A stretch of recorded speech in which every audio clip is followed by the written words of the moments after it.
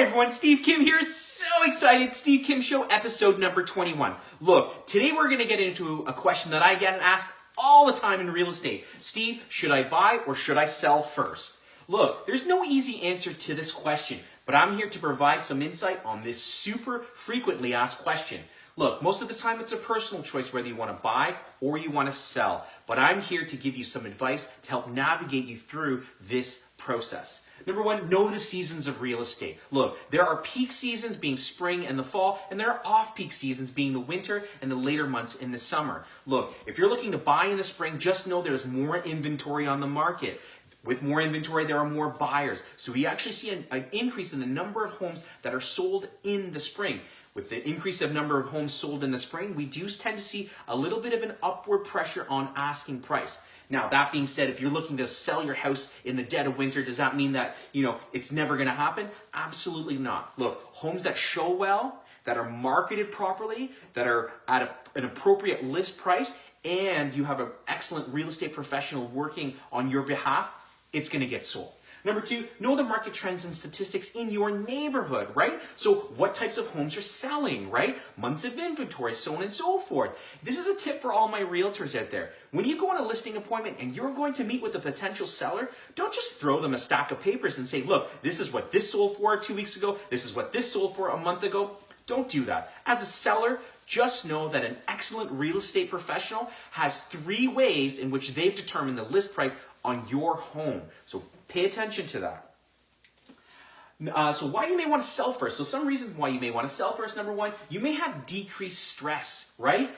In the selling process because you're not constrained or restricted by a specific time period.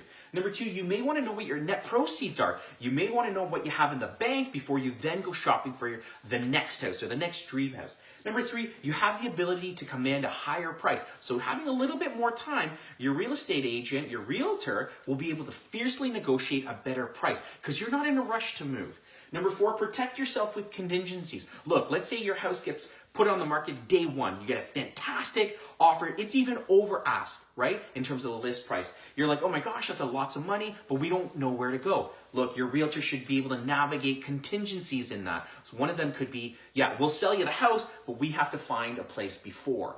Or a savvy buyer's agent will say, no way, that's not going to happen. So another contingency could be, hey, buyer's agent, you can get the house, you can lock in the fact that you're not competing with other people. You get this house, but can we rent the property back? So, there's a 60-day close. The sellers still haven't found a place, but they want to rent for 1 or 2 months, right? So there are those contingencies in place if you sell first.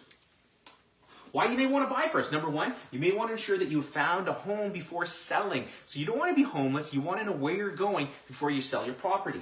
This is especially important in a seller's market, right? In a seller's market, not lots of inventory, right? So you find a house, the house that you love, offer on it, you get it, you put your house on the market, and then you're off to the races. Number three, that dream home, that elusive dream home that never comes on the market. Backs onto a ravine, you have a pool, a walk-up basement, 3-car garage, skylight, theater, putting green, so on and so forth. Look, if that's the house that never comes on the market, absolutely, you want to make sure that you get that home. But you have to put in contingency. Your agent on the buying side should be able to put in contingencies, and I'll talk about that. Number five. Number four, it's the deal of the century. An agent did not price the house properly. You go in on day one, in the first 15 minutes it hits the market, and you snatch that property up. It's the deal of the century. Now you may say, oh my goodness, Steve, that causes me a lot of stress and anxiety. Look, you can put on some other contingencies. One of them is something called an SBP clause, so sale of buyer's property. So yes, I got the house, I've offered and I've negotiated perfectly on this property. My buyers got the house, but now they're worried because they haven't sold their property. So you put in this clause, an SBP clause. Now, the seller's agent is going to say, whoa, whoa, whoa, whoa, whoa. Your buyer's house could take a year to sell, and I don't want to have this house on the market for a year. So a savvy listing agent will say, hey, you know what? What's going to end up happening is we're still going to list the house for sale. If we get an offer, If we get an offer before your buyers have sold their house, we're going to come to you first. And that's called a first right of refusal. And really what it is it's a 24 or 48 hour window in which that seller got another offer. They come to the original buyer and say, do you want the house, yes or no? And the original buyer has 24 to 48 hours to say, yes, we absolutely want the house, no conditions. Or they say, you know what, this is too stressful for us.